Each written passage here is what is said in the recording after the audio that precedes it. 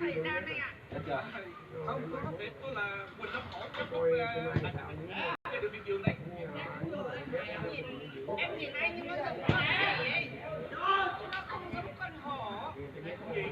Em nhìn con gì nó te tua như con này nhỉ? Con bạch tuộc. Con hổ.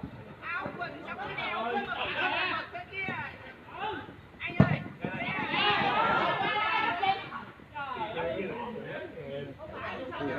Có cái vằn vằn này vào thì nó giống này. Vâng, em chào anh Cọp Sàng. Để anh cho chiếc xếp rồi vậy. Vâng, em là thí sinh đến dự thi đấy ạ. Chứ không dỗi hơi mà đến nói chuyện. Thôi con đừng có nói con đừng nóng. Đừng nóng thôi, đừng nóng. Cái số ở đâu mà báo với cả anh.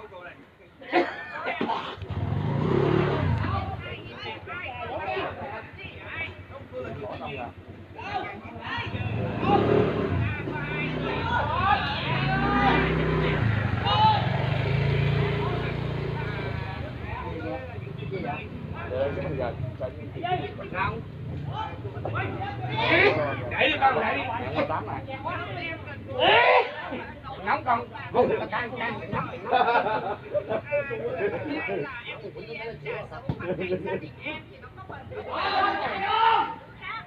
Em thì có gia đình là Bạn chở tụi nó đi ăn đi. con em lập gia đình vào năm 19 tuổi.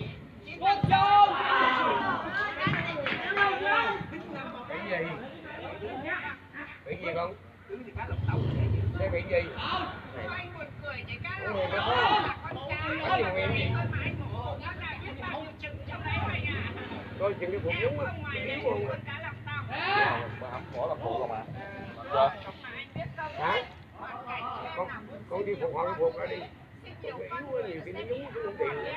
Đi quá xuống xe này tưởng nó mịn. Cứ mượn nó xuống luôn kinh. Không phải. Nhiều khi cái xe đậu cái phục nó Xuống một. như Nó quăng phải không? nè. Cái chồng em nó bảo luôn, em cứ tưởng là mỗi lần cái cao nó ra cái môi là nó ra trái, em cứ tưởng ra trái là phải đi á. Thay cái ti phải không? Nếu mình có mình làm liền mình không có đậu cái ti mình thay được. Dạ vâng, em đã đi kế hoạch Tao không rồi biết anh tụi ạ. người ta để Em đã làm dưới một cái lần tụi rồi. ông nội con lại ta về thay nữa giữa như thế thay chi máy rồi ông để ngay đậu mạng đúng tháo là nó Chồng em lộn thì hôm nay đẻ hôm thứ tư rồi nó sợ quá, nó bảo là cho nên không phải vừa thì đi thay Làm gì đấy? em có hiểu cái gì đâu, nó bảo đưa cái kéo để Dạ đưa tôi phí mua người cái đó mua tí. em thì nghiên cứu Chỗ mua tí đó không ở đây không biết còn chỗ nào ăn hả em bảo lô cắt là treo mày ơi em ăn Tết gì không biết tâm hết Tết tự nó bán ăn cái tiền chợ mà nay mắc còn bắt mắc hơn nhà thường nữa treo ép tức là treo chứ tại không Vậy bận đồ bộ đi tắm em qua đây chơi. Vậy qua chút qua đây chơi con. Chú qua đây chơi chú về với anh đâu. Chở mấy nhỏ qua luôn. Hả? Tối đâu chở nó. Không. Chở qua đây chơi con.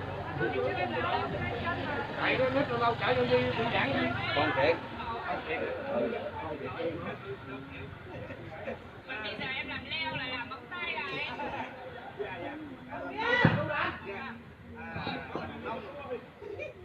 Cô ơi, nói này cô đừng giận nha. giận gì Cái biết bạn của nó tả gì quá mà đông á. vâng Nói vậy nè. Chưa đi, chưa biết thôi. Đi rồi chỉ muốn quay về.